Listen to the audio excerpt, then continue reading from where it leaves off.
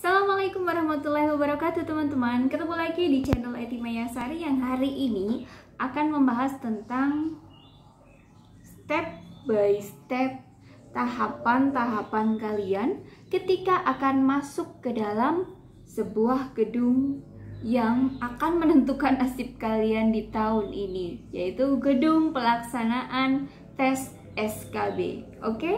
Nah, sebelumnya jangan lupa like, komen, dan subscribe, dan jangan skip video ini supaya kalian tahu apa saja nanti yang ada di dalam gedung SKB. Apakah SKB ini sangat penting? Ya jelas sangat penting sekali, karena kesempatan yang sudah kalian miliki hari besok ini ketika akan ujian sangat dinantikan oleh begitu banyak orang. Jadi banyak sekali orang yang menginginkan posisi kalian berada di posisi SKB. Karena apa? Karena banyak sekali yang gugur, banyak sekali yang tidak lolos. Jadi bersyukurlah kalian bisa duduk di kursi SKB dan mengikuti ujian. Agar lulus, kalian harus memiliki pengetahuan tentang SKB yang akan dilaksanakan. Jadi seperti ini. Untuk kegiatan SKB yang biasanya itu menggunakan sistem CAT, kalian akan masuk ke dalam sebuah gedung yang besar dan luas yang berisikan komputer-komputer yang sangat banyak. Nah, karena sekarang dalam masa pandemi corona seperti ini, sepertinya pemerintah juga telah menyiapkan metode khusus di mana semuanya itu akan disesuaikan dengan protokol kesehatan. Jadi ada jaga jarak, pakai masker, dan cuci tangan. Oke, saya masih ingat betul dengan step by step tahapan-tahapan kalian itu masuk ke dalam gedung SKB. Jadi sebelum kalian masuk ke dalam gedung SKB, di batas akhir itu ada pintu masuk, pintu gerbang, di mana sampai situ keluarga kalian itu sudah tidak bisa masuk ke dalam wilayah itu. Jadi kalian hanya masuk sendirian ya, bersama teman kalian yang mungkin kalian kenal, ataupun juga mungkin kalian menemukan teman baru di sana. Sangat bagus sekali kalau kamu ketika sudah masuk ke dalam area ujian itu kalian bisa menemukan teman yang baru. Kalian ngobrol, kalian cerita, sehingga kalian akan merasa lebih rileks. Itu adalah salah satu trik supaya kalian itu tenang ketika menghadapi ujian, adalah kalian menemukan teman baru di daerah itu, di tempat pelaksanaan ujian. Nah, ketika sudah masuk ke lokasi dan di situ itu sudah mulai steril, kalian akan masuk ke dalam sebuah pintu gerbang, di mana pintu gerbang masuk itu kalian langsung bertemu dengan tempat penitipan barang. Saya sarankan ketika akan mengikuti ujian itu jangan terlalu banyak membawa barang-barang berharga ataupun barang-barang yang tidak terlalu penting. Barang-barang yang kalian bawa secukupnya saja, dan bila mana perlu titipkan saja dengan keluarga yang mengantar atau orang-orang yang mengantar kalian. Kalau memang tidak ada yang mengantar, kalian coblois, kalian sendirian, kasihan deh.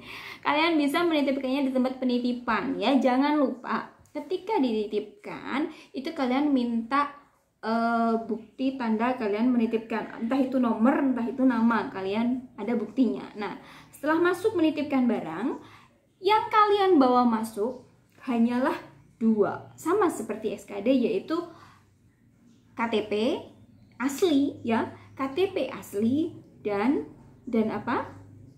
Betul, dan kartu ujian. Kalian hanya membawa KTP asli dan kartu ujian yang sudah kalian cetak ya. Jadi sekalian kalian membawa dua benda itu masuk ke dalam set. Nah, kalau sudah nitip barang, dua benda itu jangan ketinggalan dibawa. Nah, itu kalian bisa mengisi tanda tangan, daftar hadir ya, daftar hadir. Nah, tapi sebelum masuk kalian tanda tangan, misalnya ini di dalam itu kan sebelum masuk ke ruangan akan menunggu jeda waktu sekitar hampir 1 jam lah sebelum dimulai. Kalian sudah mengantri menunggu di sana. Kalian bisa membawa botol minum sendiri, tetapi dalam bentuk kemasan air mineral yang sekali pakai. Jadi kalian bisa membawa itu untuk bekal kalian minum di dalam. Kalau sewaktu-waktu kalian haus itu boleh membawa air minum ya. Tadi menitipkan barang, membawa dua benda itu, terus kalian mengisi daftar hadir. Setelah mengisi daftar hadir, nanti kalian akan dicek metal detektor. Jadi nanti kalian akan dicek apakah kalian menggunakan benda-benda yang mengandung metal, entah itu anting, apa itu gelang, atau itu cincin, atau itu peniti yang besar, itu benar-benar nggak boleh dan harus dilepaskan ya. Tidak boleh menggunakan benda-benda tersebut untuk masuk ke dalam ruangan SKB. Jadi lepaskan itu semua terlebih dahulu sehingga kalian benar-benar masuk menjadi manusia organik yang tidak membawa apa-apa. Jangan coba-coba kalian membawa yang namanya jimat. Nah, ini memang ada. Jadi kalian menggunakan jimatnya itu berupa gelang atau mungkin diselipkan di mana, itu memang benar-benar nggak boleh dan kalian harus melepaskan itu semuanya. Nah, setelah kalian melewati metal detector, baru kalian duduk di kursi, tunggu kurang lebih selama berapa? 1 jam lamanya sambil menunggu yang di dalam itu keluar. Nah, di masa tunggu ini kalian bisa ngobrol-ngobrol tadi dengan teman yang kalian kenal baru di situ. Kalian membuat suasana hati kalian itu rileks dulu dan hati kalian itu tenang sehingga tidak mengalami ujian dalam kegugupan.